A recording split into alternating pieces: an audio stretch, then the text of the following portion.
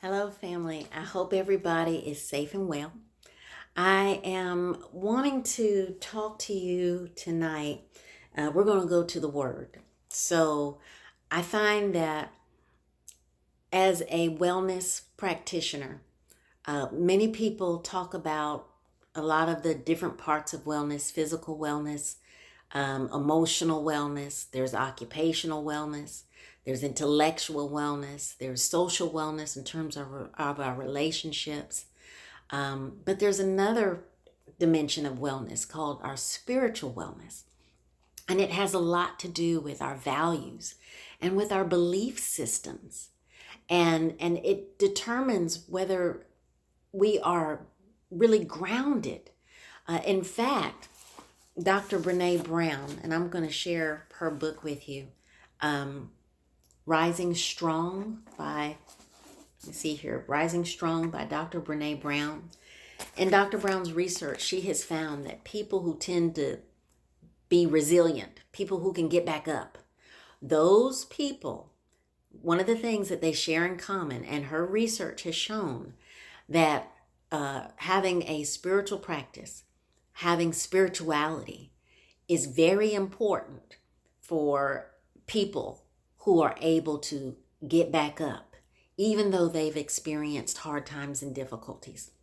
And so today, in practicing spiritual wellness, I want to take you to the Word.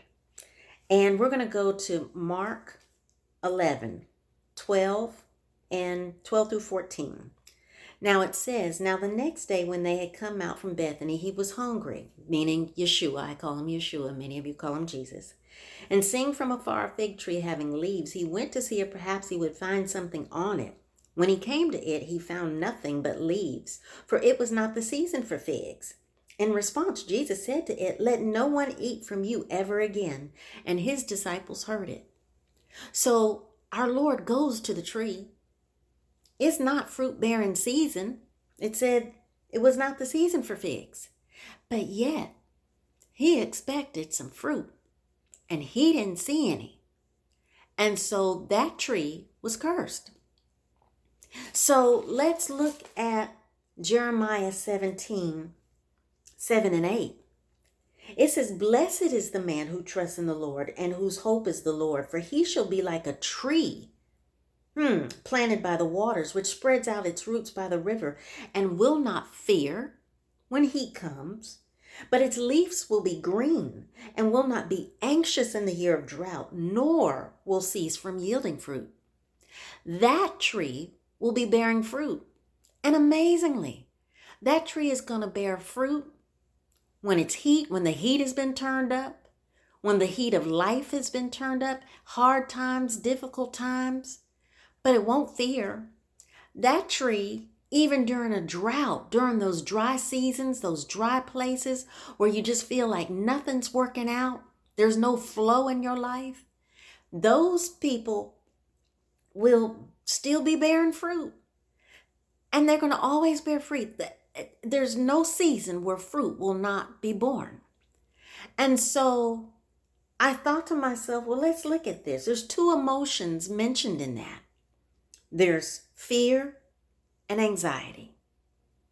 When the heat of life, when we are experiencing some heat right now in our world today, many people probably feel like they are in a dry place in the drought and feeling that anxiety. And so I've become very practical in my faith, and I thank the Lord for that. Because there was a time when I felt anxiety right here in the middle of my chest. I'd wake up in the morning and I could feel it right in the middle of my chest. And I'd be like, oh my goodness. I'll never forget, I went to a doctor. She asked me if I wanted medication for my anxiety. I told her no. It's not bad if you do, but that's not what I was led to do. And I was surprised. Her response was good because I think that's a better decision or something like that, she said. And I was surprised that coming from a doctor. And then one night I had a dream. And in my dream, I saw this glass jar with this gold, glittery substance in it.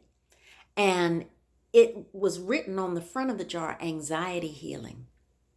I could only hope that my change was coming in regards to the anxiety that I would feel in my chest. So I wrote down some ideas, some things that I did that the Lord led me to do to overcome my anxiety. First thing, I began to go for walks. Walks are very good, not just for our physical health, but also for our mental health. The Lord led me to Bible study group, a book club where we would do crafts. I'd do crafts with the ladies. And I found that during those tasks, my brain would just get lost in what I was doing to the point to whereby I would forget about that which caused me fear, that which caused me anxiety. It was a very refreshing and relaxing place to be.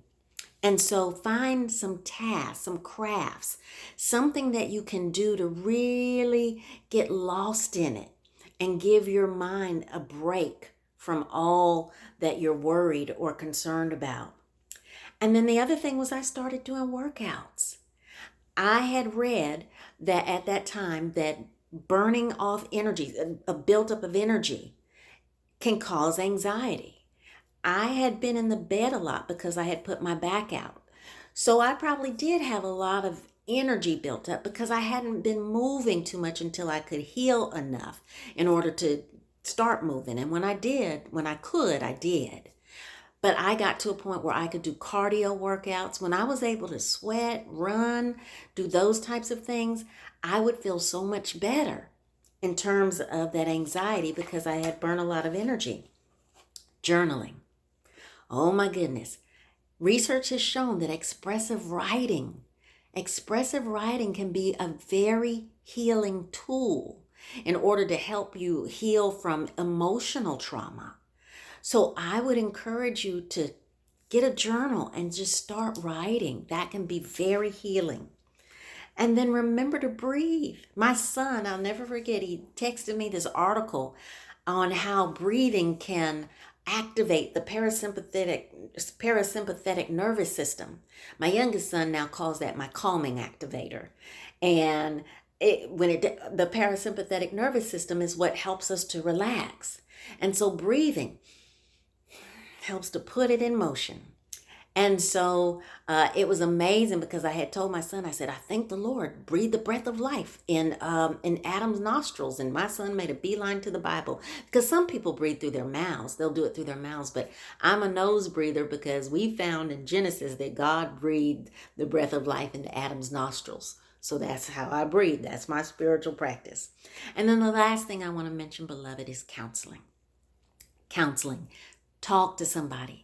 Talk to somebody who you trust. Find a professional counselor if you need to, because I did. And it was very therapeutic to have someone who was there to listen to me. Listen, I went through burnout a lot because I was a caregiver and I was pouring into all these other people. But to have someone who paid attention to me and was there to just give me their ear, oh my goodness, found it so healing. So there's nothing shameful about having a therapist or going to get help from a counselor. I encourage it because today I am now healed. That dream came true. And I no longer experience that anxiety that sat in my chest. To God be the glory. And so I'm bearing fruit. Now listen. He's going to come back. He's with you now and he's looking for fruit. He's expecting it. He's expecting it. This is kingdom building time and we should be bearing fruit. So if you're experiencing fear or anxiety and that's getting in the way of you bearing fruit, listen, no condemnation. I understand. However, find ways to get past it, so that you can get about the Father's business, so that you can be bearing fruit, because our Lord is expecting it. That's the bottom line. He's expecting it. He's looking for fruit. So I hope that this has encouraged somebody tonight. I really do. And I hope that you will use your words well. Until next time. Oh, and remember, if you like these videos and you want to see more like them, click the subscribe button below and hit the notification bell so you'll know when new videos have been uploaded. I hope that you will be well and that you will bear much fruit for the kingdom.